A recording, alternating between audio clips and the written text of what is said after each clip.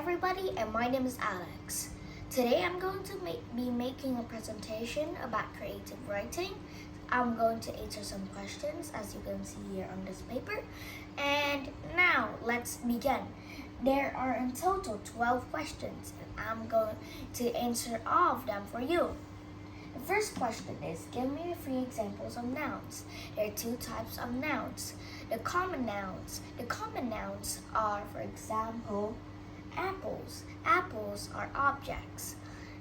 There are also nouns are the things that you could see, you could hear, and you could use your senses to picture it. And for example, apples. I can see an apple and I can touch it, and that is classified as a noun. Mount Everest is a place. It is also a noun, and it is a proper noun. A proper noun is a name of a noun, and it can be a destination or a location. A noun can also be a person. I'm giving examples such as the name Max, for example.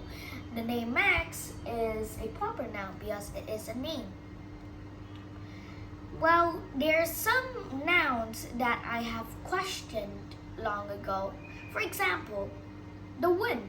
For example, the wind. We cannot see the wind, but we can feel it. It is still classified as a noun. The next question, give 5 examples of a verb.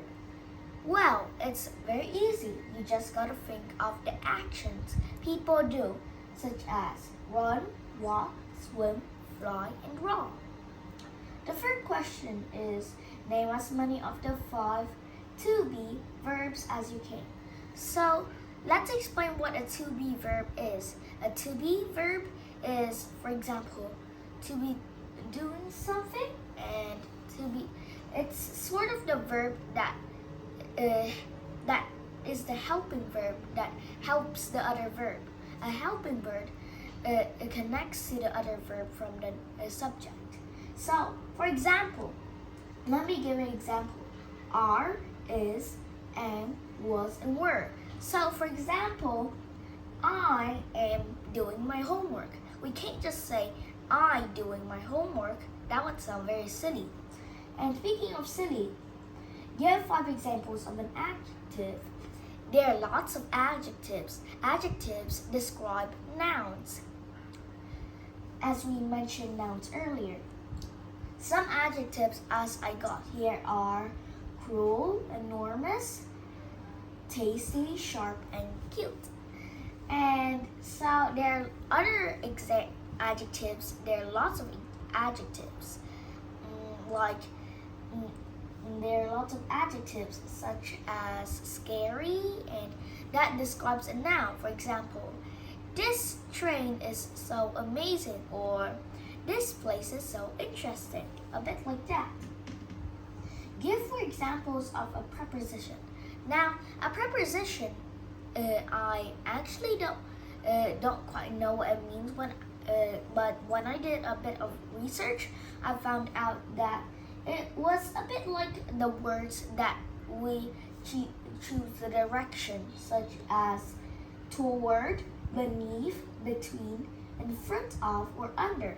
For example, the box is under the table. That's an example. That's the direction and the place where something or a noun is. Now, what 2 letters do most past tense verb end with? It's a very easy question. It's ed. For example, in past tense, we say walk as walked, and some other verbs do have ed, but some are irregular verbs. We'll talk about them later. What letter do we put at the end of most nouns to make them plural? Please try and provide a reason for your answer as well as a specific example. So, a lot of words end with the ending s, such as pencils, or bottles, or canes, or sofas, or chairs, or anything. S, but there's still things that end with ES, IES, but we're just focusing on S. A lot of simple words have the letter S, and they are the nouns that are things that every day we use. The nouns such as, even this is a camera. We can say cameras. So you kind of get that. The eighth question is, why do you want to take a creative writing class? Now, this is a very creative question, because I have never actually heard of that question before, the creative writing class. At first I thought it was a class that teaches creative writing, and I was sort of right, because it teaches how to create writing that is fantastic and fabulous. And we don't want to get a bad grade at writing, and it is off the bounds of normal writing.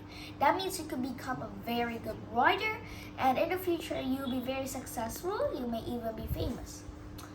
But I don't know if you don't want to be famous or not. But anyways, it's still good. It's still very good, because creative writing classes are fun, and they are also make you have more imagination, and they help you become more creative. They help you write more easily, a bit like your writing guardian. And so the next question is, what is your favorite movie or book, and why? Well, easy. Harry Potter. As you may know, Harry Potter is a very famous movie, and I've watched all of it. Well, actually, almost all of it. But I've read all of the books of the Harry Potter series, except for Harry Potter and the Cursed Child, and I found them very interesting. They're full of adventures of their friends Ron and Hermione, and how they got through so much dark magic, the secrets of Voldemort, and dragons and secrets. There's so many things, and mystical things, and epic things that Harry Potter had came through. The second thing that it makes me wonder that, hey, what if I was in the Harry Potter series? What if Voldemort was a friend of James Potter? And what if Harry Potter was in Slytherin? That makes me wonder a lot of questions, and that story makes me wonder, in the future, is there anything like wizards and magic, to be honest? The next one is, describe your room as thoroughly as possible. For those of you who don't know what thoroughly means carefully, or in a very careful way. So now let's picture your room and your living room. So now I'm filming at the hallway, and it leads from the living room to the kitchen, and to the entrance of my apartment building. And so my living room is very simple. On one side there is the sofa, on the other there is the television, there's the shelf, and then under the television there's the shelf, and on the shelf there's a fish tank. So, and here it's a bit like this. This is the sofa, this is the television, and this is the shelf. This is the fish tank, and these are the plants of the pots. Right next here is the place where you open the door and you find the balcony. And there are lots of plants there, including some flowers. There's also a shelf here for keeping books and chess pieces.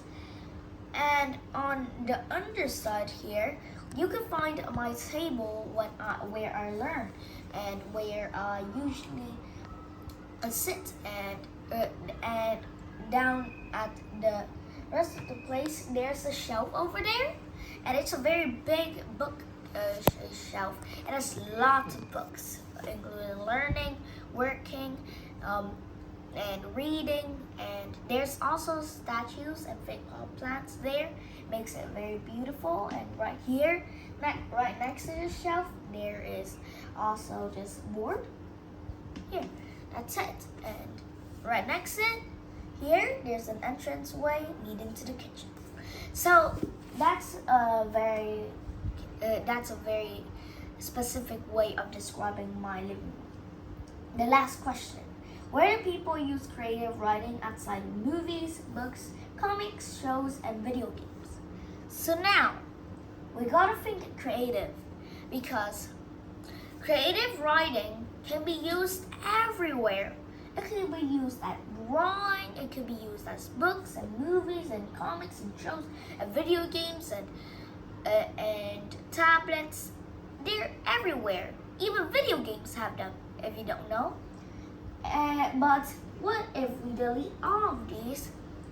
Well, we can think in our own mind.